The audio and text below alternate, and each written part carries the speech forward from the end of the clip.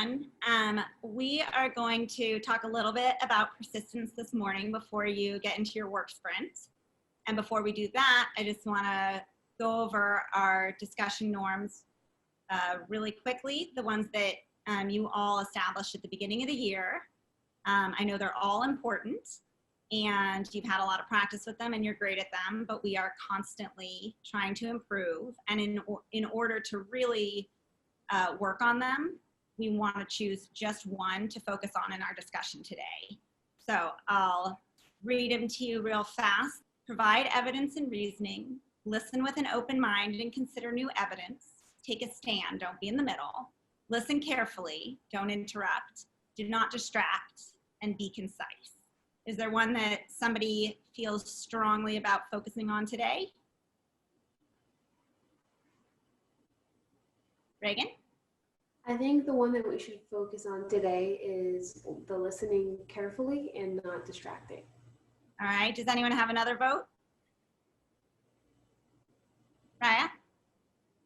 I think we can also take a stand since we might have different opinions. Okay, so between listening and not interrupting and taking a stand, we have to choose. So if you want to focus on listening today, let's see that. And if you want to focus on taking a stand.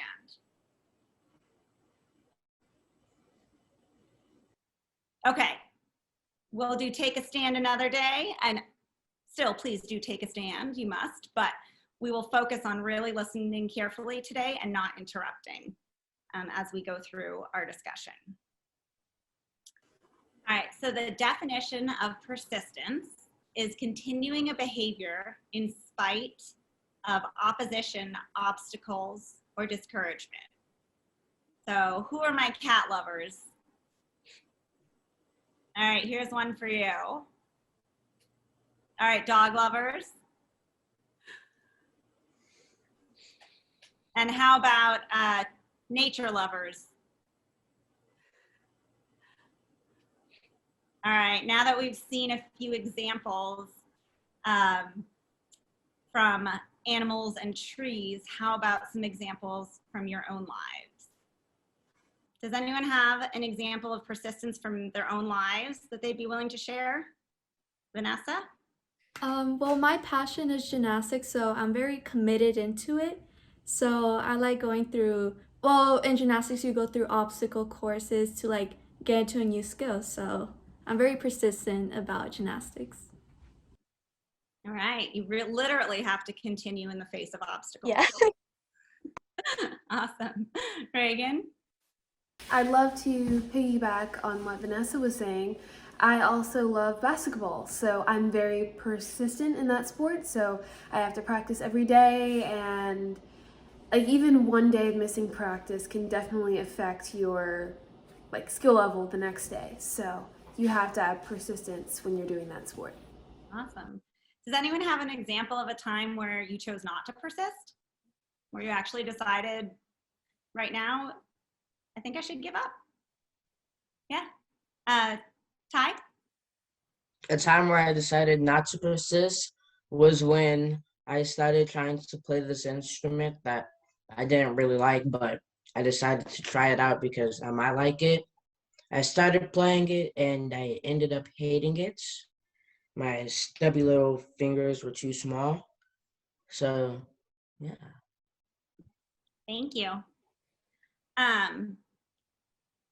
So I'd like you each to think about something right now in your life where you want to improve. Something, you have a goal, you maybe are good at it but want to be better, or you're not good at it yet and you want to be, and you know it is going to take persistence. So think about something, and I'd love each of you actually to share. And let's go ahead and have Vanessa start, and then Vanessa, you can call on someone. If you're ready after Vanessa's done speaking, you can raise your hand and she'll call on you. So I've now like started playing the ukulele, and I'm not that good yet, but I'm very persistent now. I'm like practicing and hopefully I get better. So I'm very excited about that, and I love playing the ukulele. It's my new passion. Well, I hope we get to hear that someday. Yeah. Can I call on Zane? Yeah. So I am not good at time management, okay? So for me to fix that, I put timers, and now whenever I'm doing something and the timer goes off, I switch to some other subject for school. So today in your work, do you think it is more important to focus on your SMART goal or to make sure you have a clean, tidy space free of distractions?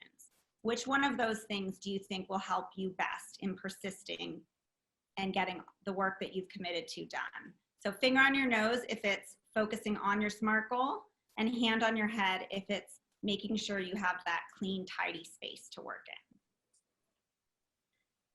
in. All right, Zane, would you share why you've chosen your SMART goal? I chose SMART goal because I feel like it's easier for me to know my goal than just to have to sit around in a clean, tidy space. I need to know what to do and when to do it instead of like sitting around in a clean, tidy space without knowing what to do. Reagan, I saw your hand up. What did you want to say? I actually chose to have a nice and clean space to do work that's free of distractions, because if you have distractions, you won't be able to do your work.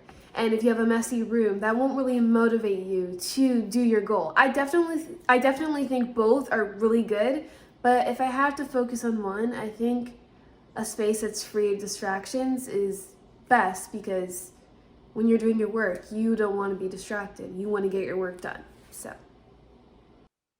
Now imagine you're working. You have your clean space or your goal or both, but at least one of those that really makes you able to focus and stick with what you're doing. But your cell phone buzzes and you look down and it's your best friend and says, I need to talk to you immediately. It can't wait. Now with your SMART goal or your clean, tidy space, what do you do? Brooklyn? I would probably quickly like see what's going on, and depending on what's happening, like if it's something that's like actually really bad that like actually someone needs to like do something about it, then I would tell someone about it or like try and help that person. But if it was just something like that's not really that big of a deal, then I would just tell the person that I had to keep doing my work. Does anyone have a different response that they would take? Vanessa? Honestly, I disagree, and I'd rather do the more important things rather than checking on them. And why is that? Because I feel like it's more important, but maybe they could wait a little bit and I'll go back after. I'll definitely check up on them, but maybe it depends on the thing, what's happening, like what I'm doing in that spot. But I'll for sure check on them like later on, but yeah, I'll definitely do the more important thing. Were you more focused on your SMART goal or on the clean, tidy space? On my SMART goal.